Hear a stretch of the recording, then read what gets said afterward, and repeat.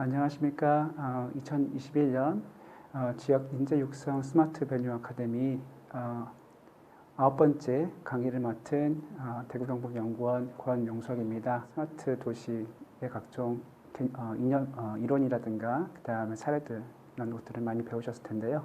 오늘은 스마트 도시를 이제 실천하는 수단인 리빙랩에 대해서 하나하나 여러분들에게 다양한 사례와 함께 어떻게 하면 여러분의 지역에서 스마트 리빙랩을 실천할 수 있을지에 대한 팁을 드리도록 하겠습니다.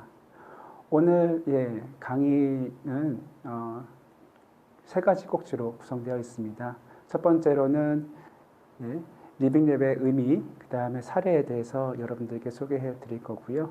두 번째로는 우리 지역 리빙랩 런칭이라고 해서 대구시 사례를 대상으로 해서 실제 어떻게 리빙랩을 런칭했는지에 대해서 세밀하게 소개해 드리도록 하겠습니다. 세 번째로는 우리만의 리빙랩 실전이라고 해서 이제 실제 여러분들이 계신 지역에서 리빙랩을 할 때 어떻게 하면 구체적으로 할 수 있을지에 대한 사항을 또 사례를 가지고 소개해 드리도록 하겠습니다. 첫 번째 강의 섹션을 말씀드리겠습니다. 여러분들 이제 리빙랩에 대해서 들어보신 분도 있으실 것 같고요. 리빙랩에 대해서 아직 들어보시지 못하거나 하신 분들이 있습니다. 또 들어보셨던 분들 중에서도 들어보셨긴 하지만 그 뜻에 대해서 긴가민가 하신 분도 있을 거예요. 그래서 그에 대해서 오늘 다시 한번 짚어보는 자리인 것 같아요. 리빙랩이라는 것은 여기 앞에 보시는 바와 같이 리빙과 랩이라는 두 가지 단어가 합성된 합성어입니다. 랩이라는 것도 여러분들 많이 들어보셨겠죠.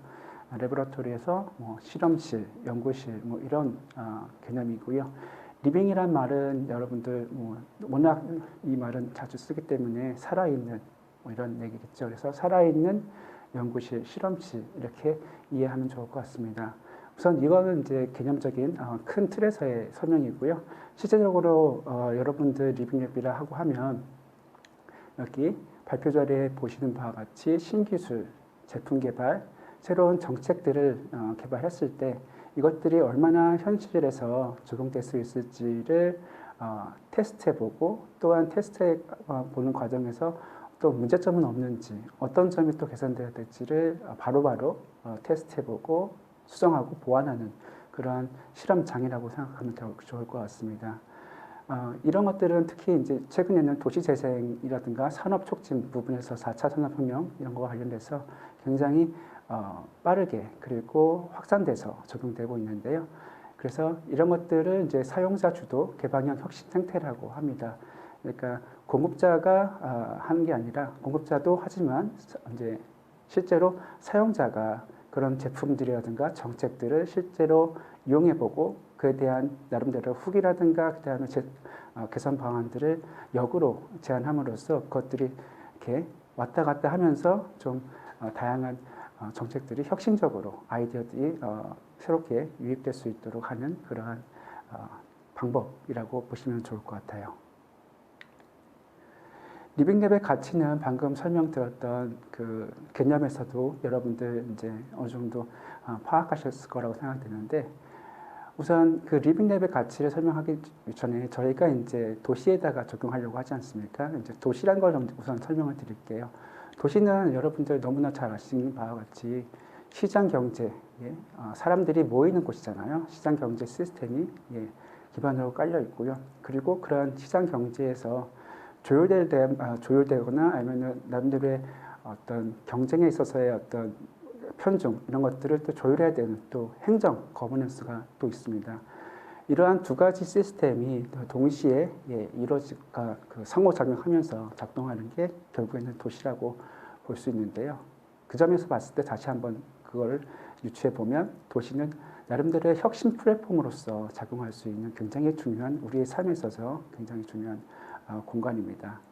이런 점에서 도시를 어떻게 하면 좀 더 혁신적으로 개선할 수 있을지에 대한 고민은 시장 경제 시스템, 예를 들어서 산업이라든가 경제적인 기술 발전 이런 부분과 그 다음에 행정 거버넌스, 어떤 민주주의에 대한 시민 참여 이런 것들이 서로 조합됨으로써 리빙랩이라는 것들이 실제로 작동하게 되는 거고요.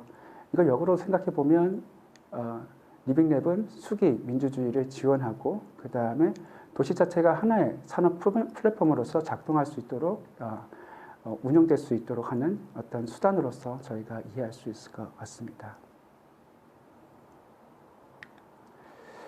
그 리빙랩의 유래에 대해서 리빙랩이 언제 여러분들 이 단어는 최근에 이제 좀 회자되기 시작했고요. 실제 랩에 대한 얘기는 많이 들었지만 리빙랩은 많이 종종 들어보셨을 수도 있고요. 많이 들어보시지 못했을 것 같습니다. 리빙랩이란 단어는 이제 처음에 미국의 MIT의 미디어 랩에 있는 윌리엄 미첼이라는 교수가 2004년에 생활 공간에 IT 기술과 센서를 활용한 어떤 공간으로서 실험실로서 플레이스 랩이라는 단어를 썼고요. 이 단어로부터 리빙랩이 유래됐다고 좀 얘기되고 있습니다. 그 등장 배경은 여러분들 방금 설명드렸듯이 IT 기술과 센서, 약간 좀 산업적인 측면에서 시작이 됐습니다. 그런 것들을 이제 IT 기술과 센서로 만들어진 그런 제품들이라든가 공정 이런 것들을 생활 공간에 실제 이제 그 제품이 사용돼야 되는 그 현장에서 어떻게 작동하는지 그리고 문제점은 무엇인지를 바로바로 현장에서 파악하고 수정해가는 그러한 실험장으로서 시작이 됐고요. 이런 것들이 이제 점점 산업 부분에서 과학계, 그다음에 더 나아가서는 사회, 이제 그리고 지금은 도시 분야에서도 이 부분 이런 어떤 방법론들이 적용되고 있고요. 그래서 오늘 이 자리에 저희가 리빙랩에 대한 얘기를 지금 나누고 있는 상황입니다. 등장 배경은 이제 공급자 중심, 주로 행정 또는 좀 전문가 집단 중심으로 그동안은 어떤 도시 행정이라든가 그리고 제품 개발 이런 것들이 이루어지고 했었는데 실제로 이용자 입장에서 봤을 때는 그게 꼭 정답은 아니었죠. 굉장히 불편한 부분도 있고 굉장히 권위주의적인 부분도 있었고요. 그리고 또 어떤 중앙 집중적이다 보니까 지역마다의 어떤 특성들을 제대로 반영하지 못하는, 그래서 굉장히 경직되어 있고 그 다음에 형식주의적인 내용들이 굉장히 많이 있었습니다. 그래서 그런 어떤 그간의 어떤 좀 한계에 대한 반성으로서 그 대안으로서 지금 제안되고 있는 것이 리빙랩이고요. 그래서 여기 설명되어 있듯이 공급자 중심의 기술, 도시 혁신에 대한 한계를 현재 느꼈고요. 특히나 이런 것들은 유럽을 중심으로 시작이 됐습니다. 유럽이 선도적으로 이런 수기 민주주의 그리고 사용자 중심의 어떤 커스터마이즈된 그 정책 이런 것들을 개발하고 시민들이 참여할 수 있는 것들을 시행했고요. 그래서 이런 것들이 이제 리빙랩들이 이제 방금 저희가 리빙랩은 이제 설명드렸듯이 미국에서 시작이 됐고 그 다음에 유럽에서 본격화돼서 이런 것들이 어떤 사회 어떤 도시 문제를 해결하기 위한 방법론으로 채택이 돼서 확산되고 있다고 하는데 실제로 여기 그림에 보시는 바와 같이 이 리빙랩 사업을 하는 지역들이 북미, 그 다음에 유럽은 말할 것 필요 없고요. 러시아, 중국, 그 다음에 여기에 중국, 그 다음에 밑에 여기 호주, 우리나라까지 다 포함해서 현재 이러한 사업에 참여하고 있습니다. 2006년 이제 핀란드 헬싱키에서 이 남들로 조직화되는 움직임이 있었고요. 그래서 그 조직화된 모임은 19개 도시가 참여한 비영리 연합 조직을 엔롤이라고 하는 연합 조직을 설립을 합니다. 그리고 그걸 이제 그 기구를 주축으로 해서 브뤼셀에 본사를 두고 법인화되고 2017년서부터 리빙랩 멤버로서 현재 다양한 400여 개의 리빙랩이 운영되고 있다고 합니다. 다음은 이런 이제 국제적으로 많이 하고 있다고 하는 이런 랩들이 실제 어떤 것들이 있는지를 사례에 대해서 한 5개 정도 사례로 여러분들께 소개해 드리도록 하겠습니다. 첫 번째 사례는 예, 캐나다 토론토의 사이드워크 랩이라는 그러한 사례입니다. 이거는 크라우드 소싱을 통해서 소셜 픽션이라고 하는데 굉장히 말이 복잡하죠. 영어들이 많이 섞여 있는데 쉽게 얘기하면 이거는 시민들이 참여가 크라우드 펀딩, 예, 여러 가지 이제 각종 자료들을 크라우드에다가 올려놓고서 그에 대한 정책 제안을 하는 그러한 사업입니다. 실제로 대상지는 이 사업은 어떤 사업이었냐면 여기 250만 평대 정도 되는 어떤 수변 공간을 어떻게 하면 시민들이 더 잘 이용할 수 있는 공간으로 활용할 수 있을지에 대한 다양한 어떤 개발 계획들을 시민의 어떤 참여를 통해서 추진했다는 그러한 특징을 가지고 있습니다. 그래서 캐나다 주정부와 토론토가 2017년서부터 시작을 했고요. 초기 5천만 달러에서 시작했는데 총 비용은 한 10억 달러 정도 소요됐다고 합니다. 방금 설명드렸듯이 이제 워터프론트 개발이다 보니까 그와 관련된 교통이라든가 주택, 수송 분야를 우선으로 해서 이 사업이 진행됐고요.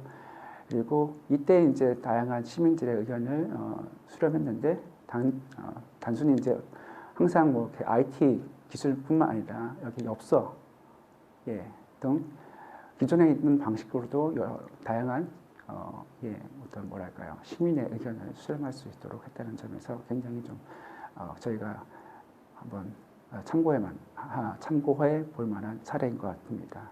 그리고 여기 보면 이제 시민들의 다양한 의견들이 방금 설명드렸던 여러 채널들을 통해서 수집됐고요. 그 데이터를 수집을 통해서 이러한 사업들이 기획이 됐다라고 합니다. 다음은 암스테르담 사례를 소개해 드리도록 하겠습니다. 암스테르담 사례는 여기에 ASC라고 되어 있는데요. 이거는 이제 암스테르담 스마트 시티라고 해서 그 앞 글자만 딴 겁니다. 암스테르담의 A, 그다음에 스마트의 S, 그다음에 시티의 C에서 ASC 요 사업이 있는데요. 이거는 여러분들 그냥 지금 인터넷에 키워드를 치시고 검색을 하시면 바로 홈페이지가 뜨고요. 암스테르담 같은 경우는 스마트 시티에 대한 어떤 투자를 굉장히 적극적으로 하고 있고 공격적으로 하고 있습니다. 그리고 이런 사업을 하는 데 있어서 시민에 대한 어떤 참여를 굉장히 또 중시하고 있습니다. 오늘 설명드린 사례는 앞서 이 암스테르담 굉장히 많은 사례들이 있는데요. 오늘 설명드릴 사례는 그 중에 하나인 게이미피케이션을 활용한 도시 솔루션 개발에 대한 사항입니다. 게이미피케이션은 이제 게임을 활용해서 커뮤니케이션 한다는 그런 어떤 합성어인데요. 예, 좀 영어들이 많습니다. 스마트 시티, IT 이런 부분에서는 사람들이 워낙 글로벌한 활동을 하고 또 교류가 있다 보니까 영어를 많이 쓰는데요. 좀 어려운 부분, 이런 부분에 있어서는 좀 여러분들이 좀 낯설 부분이 있습니다. 그런 점에서는 좀 약간 이런 언어의 장벽이 좀 있긴 한데 이런 것들은 크게 신경 안 쓰셔도 될 것 같습니다. 내용적인 부분이 중요하니까요. 그래서 이 내용적인 부분을 좀 설명을 드리면 오늘 이 자리에서 설명드린 부분은 자원순환에 대한 사례를 설명을 드리려고 합니다. 그래서 여기 보면 이제 플라스틱 쓰레기 문제가 뭐 우리나라뿐만 아니라 전 세계적으로도 큰 화두가 되고 있는데 그 문제를 어떻게 그 지역 내에서 우선적으로 해결할 수 있을지에 대한 방안을 모색하는 일환으로서 예를 들어서 이 플라스틱 레일이라는 그런 상품을 관광 상품을 개발하고요. 이 관광 상품을 개발하면서 그 내용으로는 운하를 관광하면서 쓰레기를 줍게 되면 보트라든가 뭐 이런 것들을 이렇게 좀 보상해주는 그런 프로그램을 만들고 있고요. 또한 웨이스트 프로젝트라고 해서 플라스틱 폐기물을 어느 정도 수거하면 그에 대한 보상으로 초록색 코인이라든가 디지털 코인으로 해서 그에 대한 보상을 하고 있다는 지역 화폐 같은 개념이겠죠. 그래서 이런 것들을 이제 함으로써 한편으로는 이제 지역에 있는 문제도 해결하면서 동시에 우리가 알고 있는 어떤 지역 화폐라든가 아니면은 가상화폐 이런 그리고 블록체인 여러 가지 첨단 기술들을 뭐랄까요 접목시키면서 굉장히 어떤 시민들의 참여를 뭐랄까요 활성화시키면서 또한 개인 정보의 보호 그 다음에 최신 정보의 어떤 최신 기술에 대한 확장성을 꾀하는 이러한 차원에 봤을 때 굉장히 의미 있다고 볼 수 있겠습니다. 다음은 싱가포르의 비라인에 대해서 설명을 드리도록 하겠습니다. 이 사업은 시민 참여 버스 노선을 결정하는 프로젝트고요. 싱가포르의 어떤 이제 대중교통 라인들이 그렇게 잘 구축이 안 돼 있나 봐요. 그래서 그러한 뭐랄까요 제한된 자원을 어떻게 시민들이 최대한 효과적으로 시민들이 원하는 노선을 맞춰서 버스를 운영할 수 있을지 이런 것들에 대한 고민을 하게 됐는데 그때 이제 이 사업이 진행됐다고 합니다. 그래서 여기 보면 그 공유경제, 프로슈머형 비즈니스 모델 제시했다고 하는데 실제로 이제 이 버스를 어떻게 시민들이 그러니까 직접 뭐 자동차로 운전할 수 있겠지만 많은 사람들이 좀 같이 버스로 뭐랄까요, 뭐 카풀이라고 하나요? 요즘 카풀이라는 말을 쓰는지 모르겠지만 이렇게 같이 좀 대중교통을 만들어서 그러니까 좀 신설을 해서 그것들을 이용할 수 있도록 했다는 점. 그리고 이때 이제 도시 데이터라든가 플랫폼을 구축했고 실시간 연동해서 최대한 많은 사람들이 그 자기의 어떤 선호 경로를 선택을 하고 그 경로를 취합해서 그런 자료들을 취합했을 때 최적인 노선이 어딘지 그리고 그에 따라서 이제 버스가 운영이 되는 거죠. 그래서 도시의 통근자들에게 심장부, 그러니까 CBD 사이에 어떤 대체 교통수단을 제공하는 그러한 측면에서 의미가 있고요. 현재 11개의 비라인 버스 노선이 운영되고 있다고 합니다. 그래서 굉장히 많은 경로가 시민들에 의해서 제한되고요. 이거를 이제 이 중에서 최적의 노선에 대해서 버스가 운영을 하는 거죠. 그리고 이 사례는 이 정도로 설명을 드리도록 하겠습니다. 다음은 이제 국내 사례입니다. 첫 번째 뭐 국내에도 굉장히 많은 이제 사례들이 있어요. 근데 그 중에서 오늘은 두 가지 정도만 설명을 드리도록 하겠습니다. 첫 번째로는 일벌 쉐어 플랫폼이라고 비즈쉐어 플랫폼이라고 해서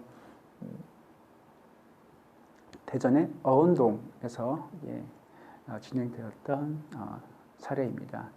이거는 리빙랩 기반의 청년 도시재생 실업이라고 되어 있습니다. 여러분들 뭐 이미 이제 이전 정부서부터 도시 재생은 굉장히 우리 도시 계획 그리고 사회 문제에 있어서 굉장히 큰 이슈로 자리 잡고 있습니다. 어떻게 하면 기존에 있는 도시를 살고 있는 분들에게 온전하게 좀 활력 있고 또 안전한 공간으로서 다시 되돌려줄 수 있을지에 대한 고민으로서 시작된 도시 재생은 여러 가지 이제 수단을 통해서 구성이 되고 있는데 그 중에 하나의 수단이 리빙랩이라고 볼 수 있을 것 같습니다. 이 사업 같은 경우는 이제 청년과 상인이 함께하는 도시 재생이라는 어떤 구호를 어떤 방향성을 갖고 있고요.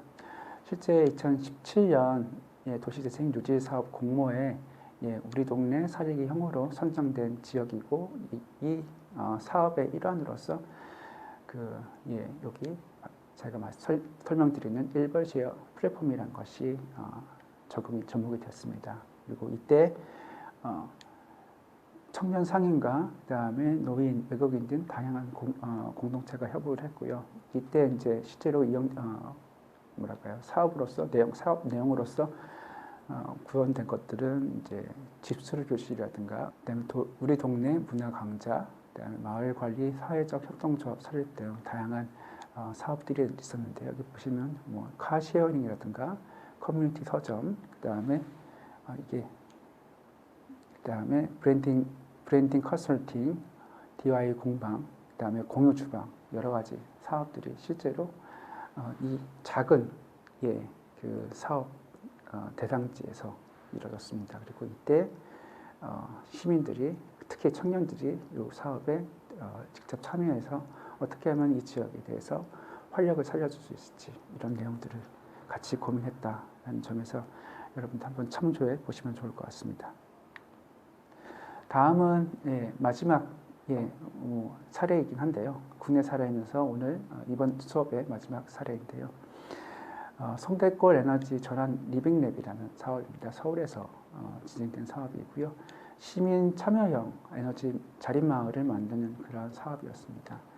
이때 이제 여기 보시면 재밌는 건 주민, 이제 기업과 공무원, NGO뿐만 아니라 또 학계까지 참여하고 또 밑에 나오겠지만 여기 에너지와 관련된 정말 전문가분들도 참여해서 실제로 이 지역에서 어떤 이제 에너지를 절약하거나 그다음에 또 자립적으로 자조적으로 생산할 수 있는 것들을 어떻게 생산할 수 있는 것들이 어떤 것들에 있는지에 대한 대안들을 모색을 했습니다. 그래서 그 일환으로서 여기 보시면 마을 연구원이라고 해서 실제로 연구원 같은 이러한 직책도 만들었고요. 그리고 에너지 전문 강사 양성을 통해서 다양한 실험을 수행을 했습니다. 그리고 그와 동시에 주민들에게 에너지 성능 개선을 위한 집수리 교육도 시행하고요. 그 다음에 기술자도 양성을 해서 이게 단순히 그냥 어떤 성향에서 집 지어주고 아니면 이렇게 설치해주고 끝나는 것이 아니라 그 설치 이후에도 거기에 살고 계시는 분들이 지속적으로 관리하고 유지할 수 있는 그러한 나름대로의 어떤 관리의 생태계라고 할까요? 이런 것들이 형성될 수 있도록 노력했다는 점이 있습니다.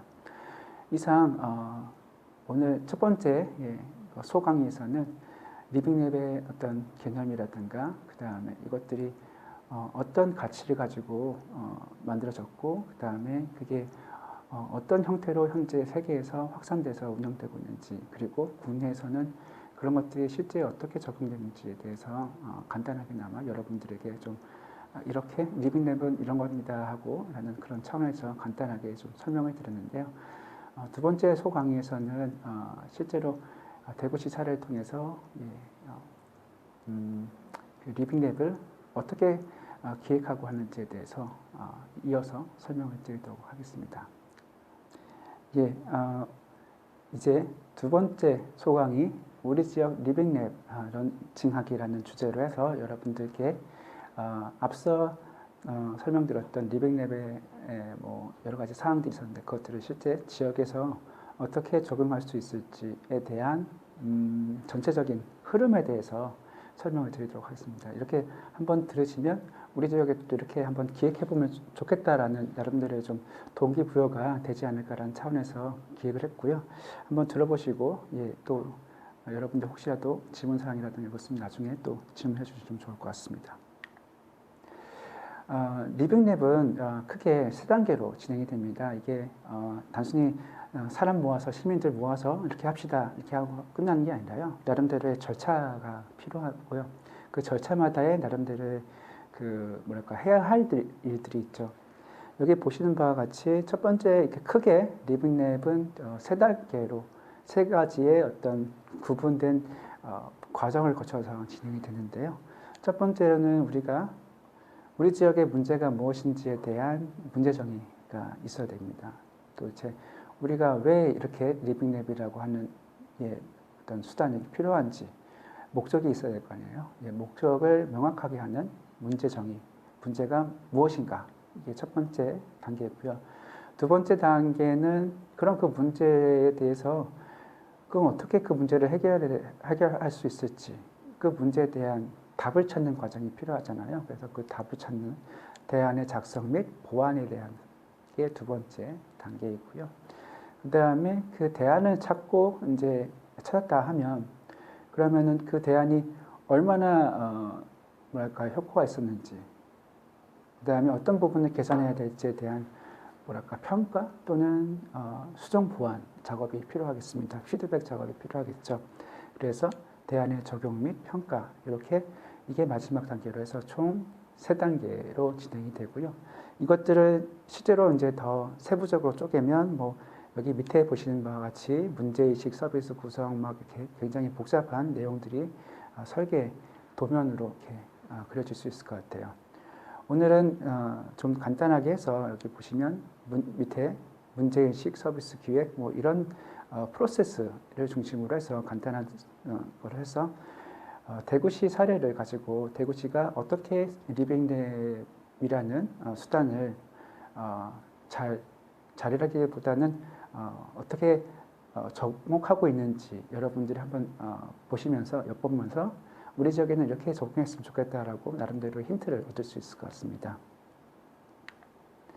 대구시 같은 경우는 이제 우선 현재의 어떤 현황과 문제를 뭐 이런 식으로 정의를 했습니다. 보시는 바와 같이 우선 현황은 뭐 그렇게 중요하지 않을 것 같아요. 워낙 지역마다 차이가 있는데 뭐 이렇게 예시로 그러니까 간단하게 설명드리겠습니다. 그래서 뭐 면적은 얼마고 인구가 얼마고 그 다음에 접근성 우리 지역의 그 뭐죠? 대구는 내륙 지역인데 접근성이 어떻고 그 다음에 또 이게 대구가 옛날에는 굉장히 산업이 발전됐는데 요즘에 많이 그런 산업들이 쇠퇴하면서 좀 여러 어려움을 겪고 있지 않습니까? 그래서 산업 구조에 대한 진단, 그 다음에 그에 관련 그 외에 어떤 사회적인, 그다음 인문사적인 그러한 어떤 내용들도 같이 우리는 어떤 지역인지에 대한 나름대로의 자가 평가를 했고요. 그 외에도 사회 문화적, 그 다음에 뭐 어떤 의료보건, 그 다음 환경 관련된 여러 가지 어떤 상황들을 한번 체크를 이렇게 리스트를 만들어서 평가를 했습니다. 그 다음에 그러한 어떤 현황 판단 하에서 그러면 도대체 우리가 갖고 있는 직면하고 있는 문제는 무엇인가에 대한 좀 뭐랄까요 좀 냉철한 진단이 이루어지게 되는 거죠. 문제점 보면 경제 회복이 안 되고 있다. 지역의 회복력이 굉장히 둔화되고 있고 앞으로 그것들이 좀 희망적이지는 않다. 그 이유는 뭐 제조 생산성이라든가 기술 역량이 부족하고 그 다음에 인구가 빠져나가고 있고 그 다음에 서비스 중심의 산업 구조인데 이 서비스 구조도 상대적으로 다른 서비스에 비해서 질이 낮은 그러한 좀 문제점을 갖고 있다. 게다가 뭐 사회 문화적으로도 현재 지역이 고립되고 있다. 어떤 보수, 그다음에 사고강상, 인재도시, 그다음에 고담도시, 뭐 권위주의 여러 가지 거기다가 우리가 남이가라는 어떤 뭐랄까요 좀 굉장히 어떤 그러니까 지연에 기초한 그런 사회라든가 뭐 여기 너거 아버지 뭐하시노 이런 이런 가부장적인 사회 굉장히 좀 자기 비판적인 문제점 진단을 하고요. 그리고 여기 보면 뭐 남자와 여자의 어떤 그런 역할 문제 이런 부분에 있어서도 지역에서의 문제라고 판단된다. 굉장히 냉철하게 그리고 자기 비판적으로 문제 진단을 했습니다. 그다음에 그런 이제 문제를 인지를 한 다음에 그렇다면 그 문제를 어떻게 우리는 해결할 것인가? 문제는 해결했는데 그냥 끝나면 안 되잖아요. 그 문제에 대한 이제 대안을 모색하는 과정이 이제 지금부터 시작이 됩니다. 그래서 우리는 이제 진단으로서 스마트 시티를 현재 대구시 같은 경우는 추진하고 있고요. 그리고 그 일환으로서 그 과정 속에서 결국에는 지향하는 바는 지능화 첨단 도시로 산업을 육성하겠다. 그리고 이러한 어떤 나름대로의 방향성을 갖고 있는데 이 방향성과 함께 우리는 시민 행복에 대해서 굉장히 나름대로의 도시의 어떤 방향성을 중요한 한 축으로 생각하고 있기 때문에 이 문제는 도시 문제, 스마트 리빙랩을 통해서 시민 참여, 그다음에 데이터를 축적하는 이 두 가지 축을 통해서 이 문제를 해결하겠다라고 하는 서비스 구상을 하게 됩니다. 그래서 서비스 기획에서는 크게 리빙랩 분야에 한정해서 말씀드리면 크게 세 가지 정도로 방향성을 잡았습니다. 첫 번째로는 골목 리빙랩, 그래서 도시 재생과 연결시켜서 어떻게 하면 그 각각의 지역 그 동네마다의 어떤 뭐랄까요 좀 낙후된 노후된 그리고 안전하지 않은 이러한 공간을 바꿔갈지, 그 다음에 소셜 리빙랩에서 어떤 청년 문제라든가 그와 관련된 각종 사회적인 문제 이런 것들에 대한 문제를 한번 찾아서 해결해 보겠다라는 방향으로 하나 또 잡았고요. 또 하나는 스마트 리빙랩이라고 해서 앞서 설명드렸듯이 스마트 시티에 대한 어떤 도시의 방향성이 있기 때문에 그것들을 어떻게 하면 기술 중심으로 해서 어떻게 그 지역의 산업을 육성할 수 있을지에 대한 방향으로서 또 한 축을 잡고 있습니다. 총 3가지 축으로 잡고 있는데요. 서비스 이런 것들은 이제 그 리빙랩의 3가지 축을 실천하기 위한 어떤 수단이랄까요? 좀 실행 방식으로서 3가지 사업을 4가지 주요 사업을 이 자리에서 소개해드리겠습니다. 첫 번째로는 이제 여기 보시면 이 리빙랩을 운영하는 조직이 굉장히 어떤 주체가 다양합니다. 여기 보시면 시민 활동 지원센터, 그다음에 사회적 기업, 그다음에 대구시 여기, 그다음에 공기업, 대구시 공기업이 다양한 주체들이 참여했는데요. 제목을 미리 말씀드려야 되는데 사회혁신실험실, 그다음에 소셜 드리머스, 그다음에 대학 리빙랩, 그다음에 어반그레이드 이렇게 4가지 사업이 실제 진행이 됐고요. 여기 보면 사회혁신 같은 경우는 이제 시민단체가 NGO가 참여를 해서 했는데 여기 한 6개 팀이 일반 시민이 참여한 방식으로 해서 진행이 됐고요. 여기 또 이제 사회적인 문제, 도시에 대한 문제에 대한 얘기가 있었고요. 그다음에 소셜 드리머스 같은 경우는 이제 스타트업, 사회적 기업을 어떻게 육성할 수 있을지에 대한 내용으로 해서 일반 시민들이 참여를 해서 16개 팀이 참여를 해서 사업을 진행을 했습니다. 그리고 여기는 이제 세 번째 같은 경우는 이제 청년들을 중심으로 하는 사업으로서 대학 리빙랩이라고 해서 12개 팀에서 일반 시민이 아닌 진짜 이제 청년들이라고 지역을 이끌어갈 청년들이라고는 대학생들 단체들이 했습니다. 그래서 여기에 대학과 지역 주민 컨소시엄을 통해서 사업을 진행했다는 특징이 갖고 있고요. 마지막으로 어반그레이드 같은 경우는 이제 앞서 이제 어떤 사회 참여적 또는 기술적 그리고 또 청년 이런 주제 외에 어반그레이드에서는 앞서 처음 얘기했던 도시재생 쪽에서의 어떤 리빙랩으로서 접근하고 있습니다. 그래서 총 6개 팀이고요. 일반 시민들이 참여했습니다. 그래서 동네의 문제를 해결하기 위한 각종 솔루션을 시민들이 직접 찾도록 했고요. 이렇게 4가지 사업이 진행이 됐습니다. 그리고 이 사업은 이미 오래전이라고 하면 좀 우습게 들릴 수 있겠지만 리빙랩이라는 수단을 생각했을 때 우리나라가 이제 리빙랩이라는 수단을 도입을 거의 하자마자 거의 대구시에서는 이 사업을 시작한 것 같아요. 그래서 2015년서부터 각 4개의 어떤 사업들이 약간 동시다발적으로 진행이 됐는데요. 보면 굉장히 지속적으로 이 리빙랩 사업들이 추진되고 있다는 거 이해할 수 있을 것 같고요. 그리고 이 사업을 하면서 단순히 이렇게 직선적으로 이렇게 그 사업은 사업대로 쭉 가는 게 아니라요. 또 이런 연계해서 각종 사업들이 서로 보완적으로 차원에서 서로 어떤 칸막이 부분에서의 어떤 장막을 거치면서 걷어내고 진행되는 부분도 있다는 점을 좀 말씀을 드립니다.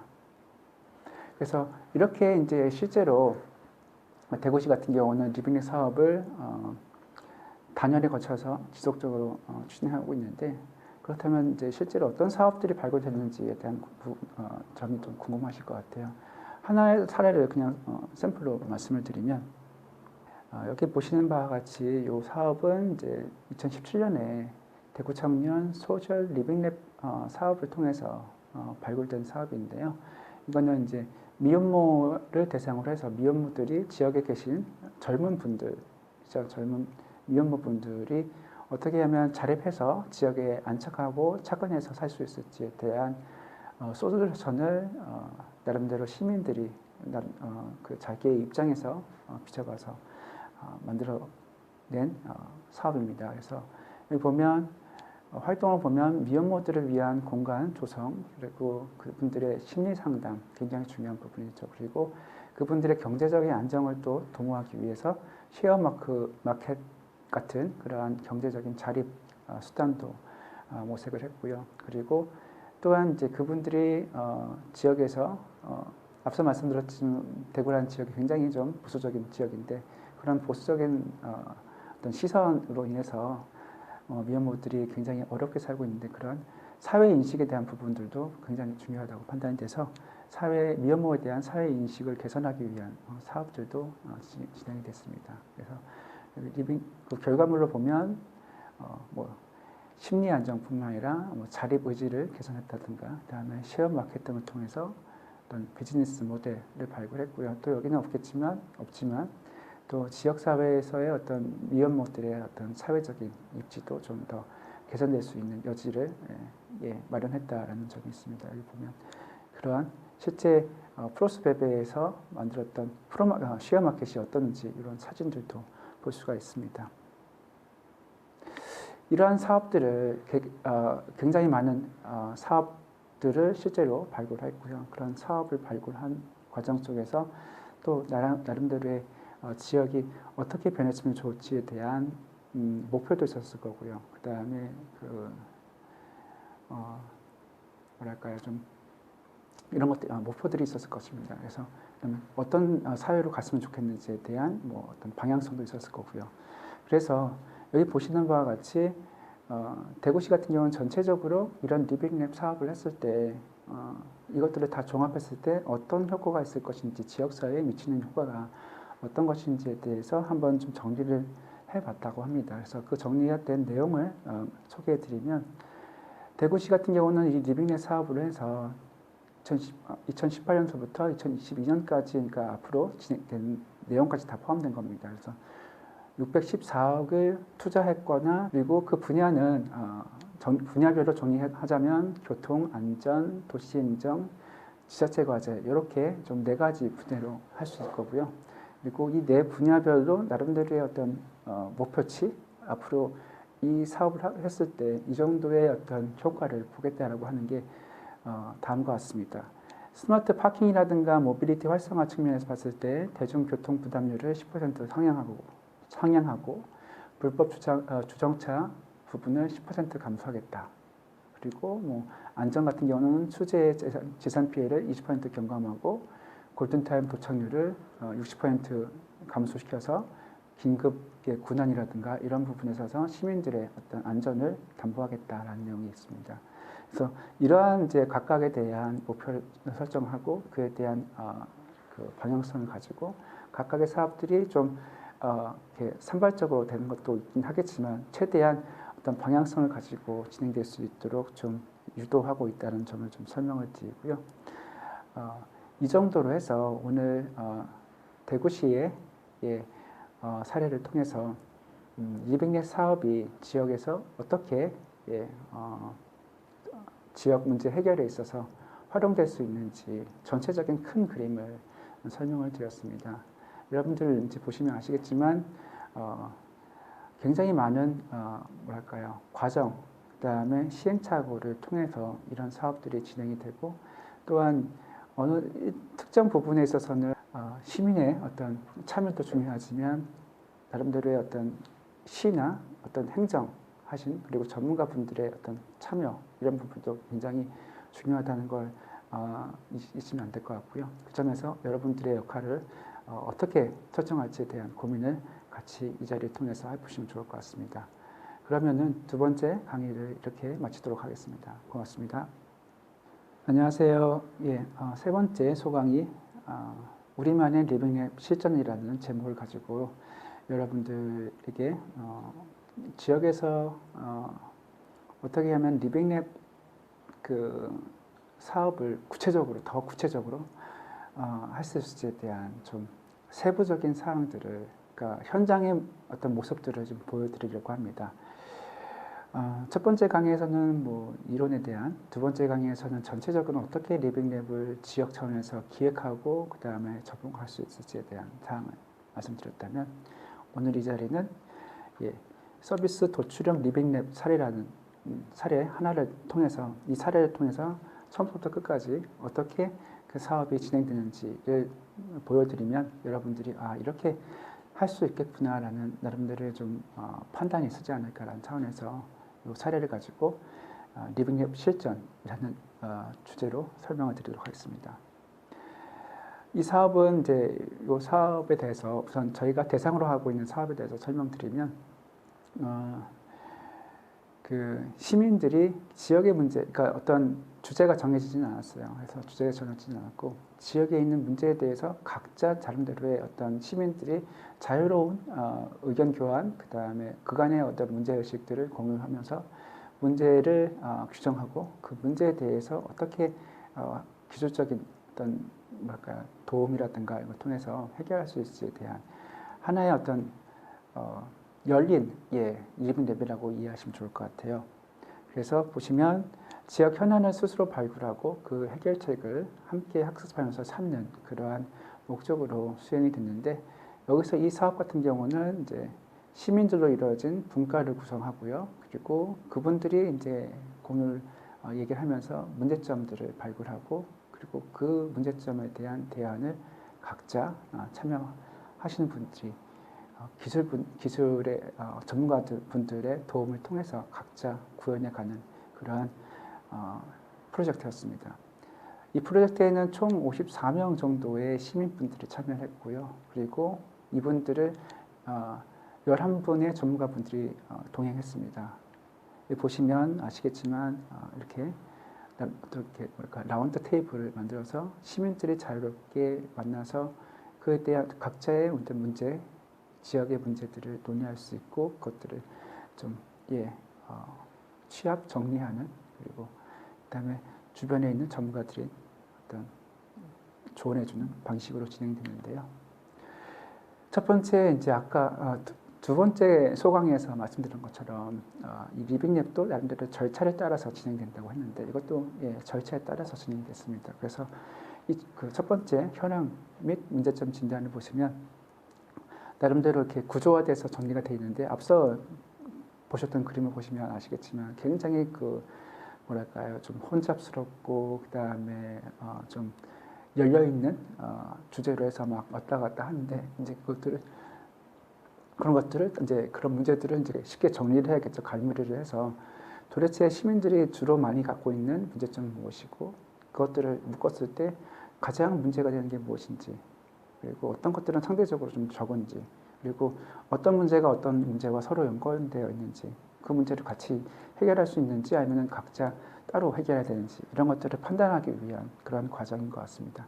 그래서 여기 보면 여기 글자가 보시는 여기는 주민들이 갖고 있는 어떤 뭐랄까 뭘 원하는지 역사 문화 특화라든가 스마트 도시 구현이라든가 일자리 창출 재생 거점 마련 이런 것들 그다음에 그분들이 느끼고 있는 문제점은 인구 감소 그다음에 안전이 취약하다든가 그다음에 어떤 경제활동 침체 이런 것들을 여러분들이 진행하셨고 그것들에 대한 세부적인 내용들은 이 안에 있는 내용들입니다.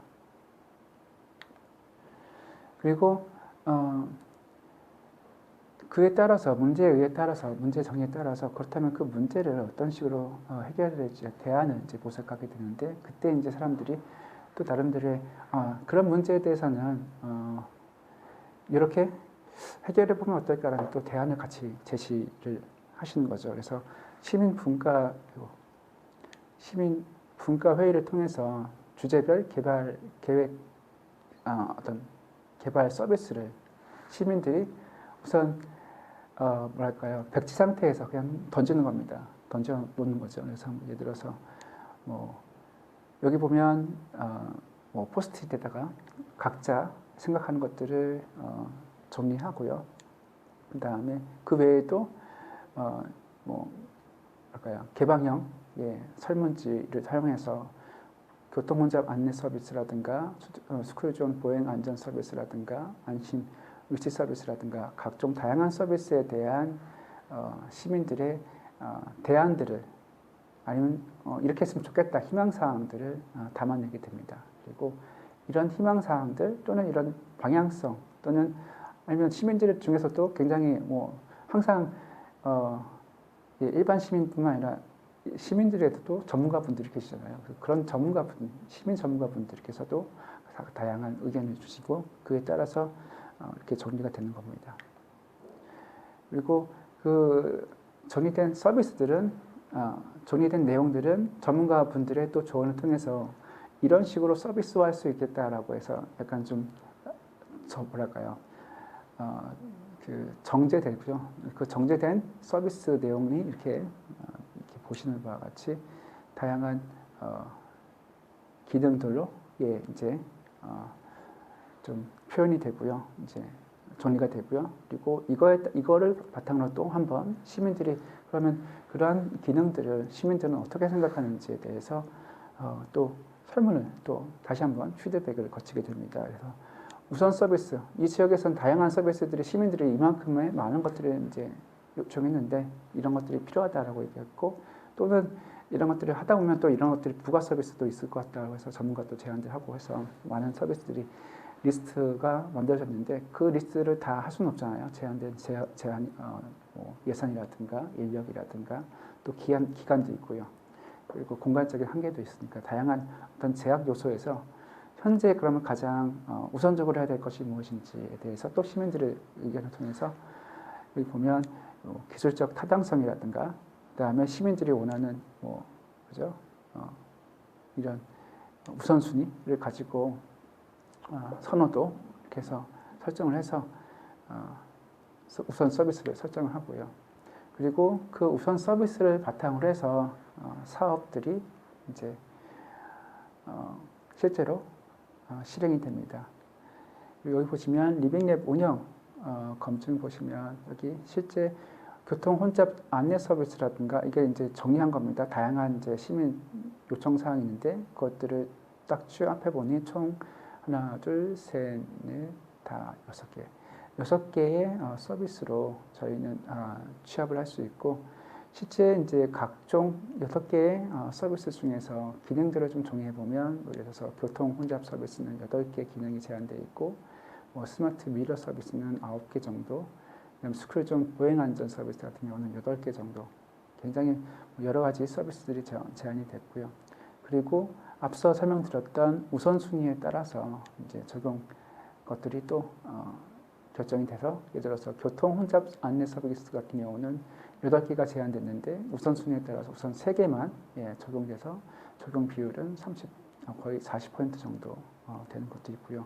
예를 들어서 미세먼지 안개 분무 서비스 같은 경우는 8개 정도의 다양한 서비스들이 시민들이 이렇게 하면 어떻겠냐고 제안을 했다고 하면 실제로 우선순위를 봤을 때 경중 완급에 따라서 우선 이번 사업에서는 1개 정도가 적용이 돼서 한 12% 정도 적용이 됐다고 합니다. 그래서 전체적으로 보면 한 40% 남짓하는 기능이 실제 적용이 됐고요. 그리고 이렇게 이와 따라서 시설이 설치되고 그 시설이 설치되거나 아니면 기능 또는 뭐랄까요 좀 서비스가 제공이 되면 그 서비스가 실제 시민들이 원래 생각했던 그 서비스였는지 혹시 뭐 생각했던 거와는 다른 점이 또 무엇인지 또 막상 이거 생각해봤는데 현장 가보니까 내가 생각한 것과는 다르게 이렇게 하는 게 더 좋겠다라고 또 달라질 수 있잖아요. 그래서 실제 시민들이 현장을 가서 둘러보면서 그 서비스가 충분하게 현재 충분한 어떤 기능을 수행하고 있는지 혹시 개선될 부분은 없는지 이렇게 피드백을 거치게 되었습니다. 그래서 그 피드백 부분은 여기 설명되어 있는 바와 같이 서비스에 대한 사용자 의견 그래서 예를 들어서 수집되는 정보를 늘리고 활용 가능하도록 가공해야 한다. 뭐 데이터에 대한 사항이라든가 뭐 화면에 대한 뭐 가독성 화면에 보여지는 기능을 사용자 환경을 고려해서 개선해야 된다든가 다양한 내용들이 시민들을 통해서 실제 설계자이기도 하면서 그리고 또 그 자기가 만든 것에 대한 또 굉장히 냉철한 어떤 평가를 통해서 이런 점들은 다시 한번 손을 볼 필요가 있다 해서 개선된 부분도 있고 또한 이거는 다시 한번 이렇게 했는데 이거보다는 좀 더 한 단계 업그레이드하면 더 좋겠다라는 또 추가적인 요청 사항들도 반영이 돼서 여기 예를 들어서 스마트 미러라는 서비스에 대한 추가 기능들이 이렇게 나름대로 뭐랄까요 좀 추가되고요. 그리고 그 외에 이제 또 유사한 사업들과 연계시켜서 파생 또는 연계 서비스가 또 개발이 됩니다. 그래서 여기 보시는 바와 같이 리빙랩 사업이란 것은 이제 어떤 그 닫힌 그리고 짜여진 어떤 형식에 의해서 이루어지는 것이 아니라 열려 있고 언제든지 항상 수정 보완이 가능한 그런 형태로 진행된다라는 점, 이 사례를 통해서 여러분들 아실 수 있을 것 같고요. 여러분들 이렇게 세 번에 걸쳐서 리빙랩이 무엇인지, 그 다음에 리빙랩을 어떻게 구상할지, 그 다음에 그걸 실제로 어떻게 현장에서 시민들과 함께 접목할 수 있을지 이렇게 단계별로 여러분들에게 설명을 드렸는데, 이 강의가 여러분들의 어떤 업무 또는 어떤 궁금증에 있어서 많은 부분에 있어서 해소가 될 수 있었으면 좋겠고요.